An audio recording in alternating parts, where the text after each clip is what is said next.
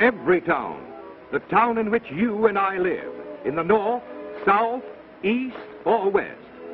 Our homes, our work, our recreations make Everytown what it is. Everytown is on the move, swinging in the rhythm of these United States. Yet in Everytown, happiness and security are challenged daily by an enemy. This enemy strikes oftenest at youth. His name is tuberculosis. Here is the germ that causes this disease. All of us in Everytown bear the burden of tuberculosis, but it weighs heaviest on those whose loved ones it attacks and often kills. Tuberculosis blasts the hope of parents who have made uncounted sacrifices for their children. Tuberculosis, maker of orphans.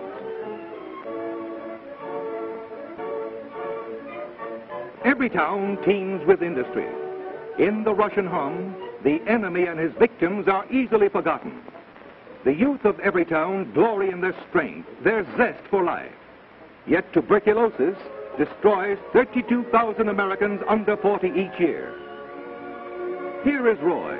He is young, he is strong, he is unafraid. He has heft and red blood. And here, in another of Everytown's many industries, is Julie, eager and capable. Yet that quitting bell has a welcome sound when the day's work is done.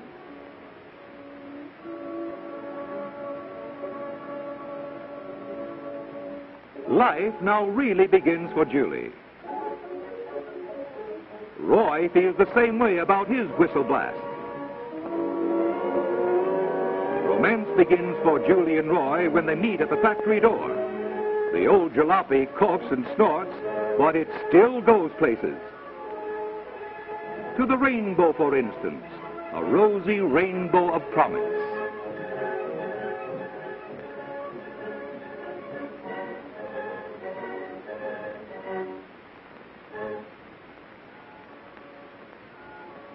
The young Americans in Everytown who work hard, play hard too.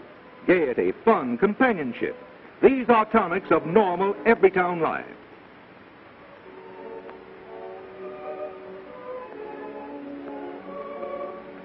Roy and Julie wouldn't miss their holiday swim for anything. Building health and strength in the fresh air. Carefree and happy.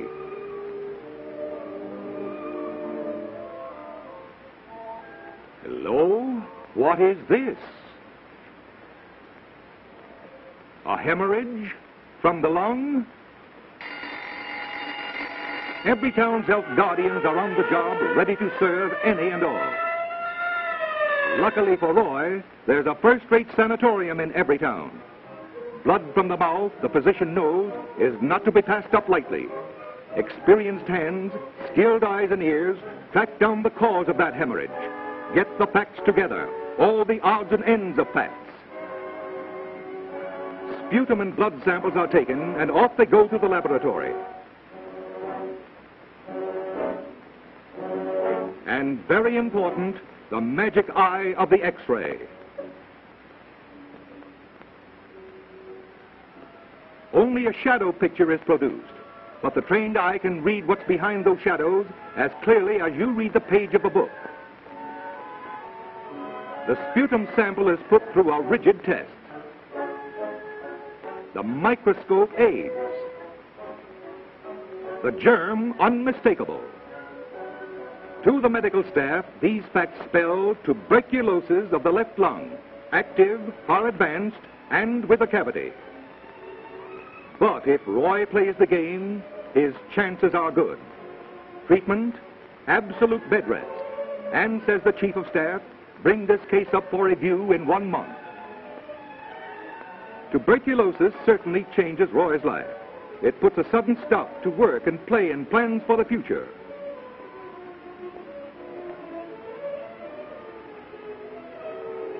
Rest and more rest. Rest for Roy, but not for the case finders. Everytown's health workers know that each case of tuberculosis comes from some other case. Public health nurses inquire, From whom did Roy get it? To whom has he given it? Find out from his employer, about his workmates. Is someone there who gave the disease to him? Is there someone else to whom Roy may have given it? This is how the germ gets from one body to another. Now, thorough but tactful detective work finds out about Roy's home, his work, his close associates. The nurse follows every clue. Roy's friends are interested. Here comes a clue easy to follow. Julie, where does she live? This nurse is a contact finder. Do you remember Julie?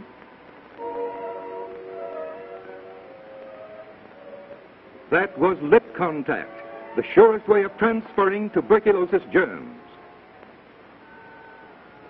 Don't delay, Julie. Let the doctor decide. And Julie visits her physician. Besides a routine examination of the chest, the examination includes a tuberculin test, a simple skin test which tells whether tuberculosis germs have found a foothold in the body. Up-to-date physicians everywhere now use this test. If negative, it means no tuberculosis. If positive, it means search further.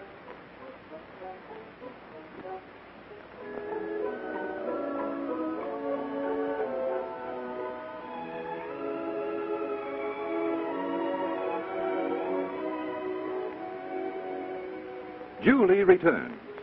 The test is positive. The spot where the solution was injected is slightly raised and reddish. Julie must be x-rayed. Here are the shadows. Expertly interpreted by her doctor, they say, early tuberculosis. Don't delay, Julie. The sooner treatment is begun, the more certain the cure. Bed rest now for Julie. Almost a vegetable existence, this, but reading helps. Good reading habits help Julie, as they have so many others, to readjust her life. A friendly place, this sanatorium. The medical chief talks to all of the patients. By such means, modern sanatoria educate their patients in a new way of life. Listen in with all the patients to what the doctor says. Our sanatorium is but one of the many base hospitals of a great warfare. Here we train doctors, nurses, technical workers who carry on the battle. The sanatorium is a place to care for sick people and restore them to a useful life. Here the resources of medical science are put into practice in the treatment of the patient and the defeat of tuberculosis. Outside our sanatorium are other forces, health departments, health workers, educators who plan the strategy. The Tuberculosis Association brings the story of tuberculosis to the public by printed matter, on the picture screen, over the air. Throughout the country, tuberculosis associations, backed up by the National Tuberculosis Association, arm every town to make war on the enemy. For the physician, technical publications. For the public, clearly written information. All this made possible by the sale of Christmas seals.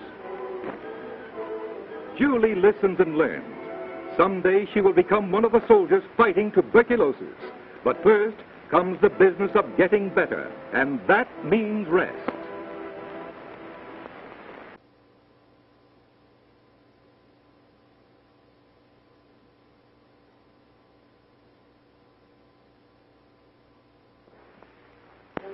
What news of Roy after weeks of bed rest?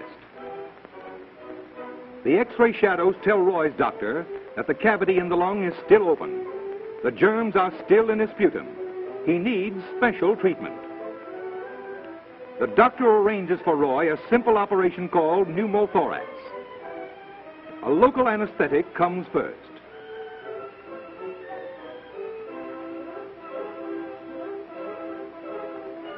Very gently, air is allowed to enter between the rigid chest wall and the soft lung tissue.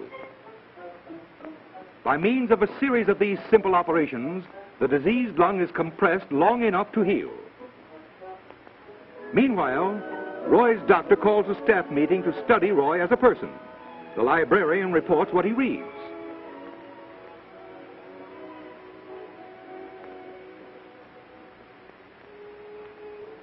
The occupational therapist explores Roy's interests.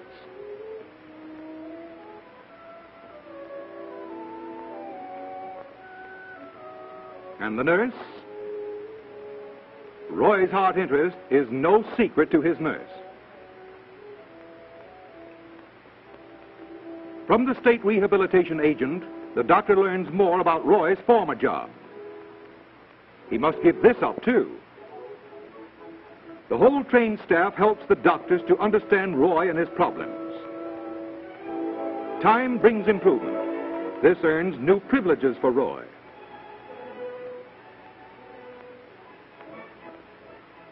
The state rehabilitation agent knows about jobs and training for jobs. Roy's doctor calls on this knowledge to help plan a new life for Roy.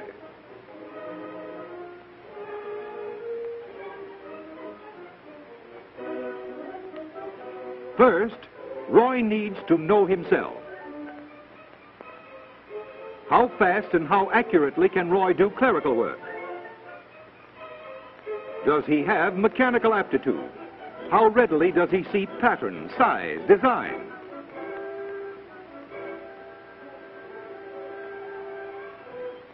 How well do Roy's two hands work together?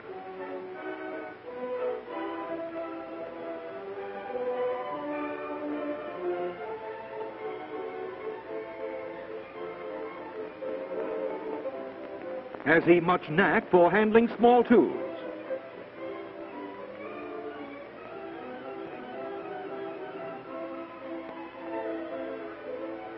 The answers to such questions tell Roy a lot about himself.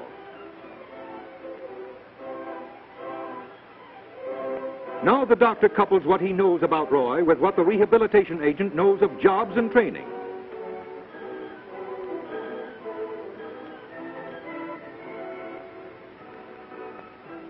Together, they discuss various occupations. A final rehabilitation plan is worked out with and for Roy.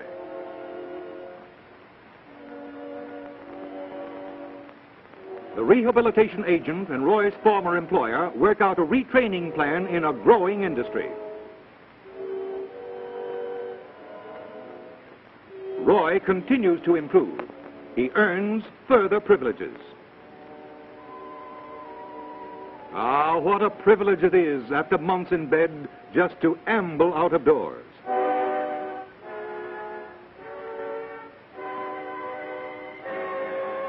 However, leisure should not mean idleness.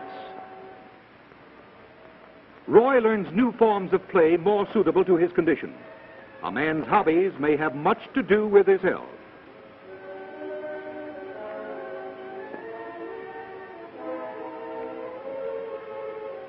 And then there's Julie. For what job shall Julie be trained? Homemaking is a job, too. Keeping house efficiently spares energy and saves money. Julie will need her energy to keep well. A smooth-running job, even in housekeeping, is less tiring. Her doctor knows that well. So Julie is taught how to avoid hard ways in homemaking. One can learn to work more efficiently.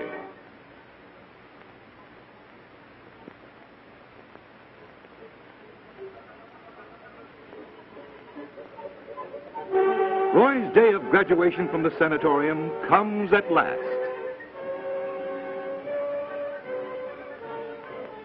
And it's goodbye to the sanatorium, but Roy takes with him what he has learned.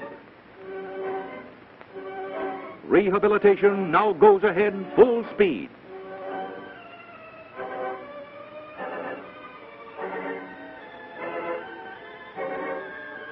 Medical checkup is not neglected.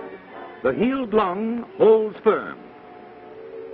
Roy's training is checked by the rehabilitation agent. It leads to a job. Roy has been helped to prepare for a job he can do. The road back, always long and often tedious, leads at last to happiness.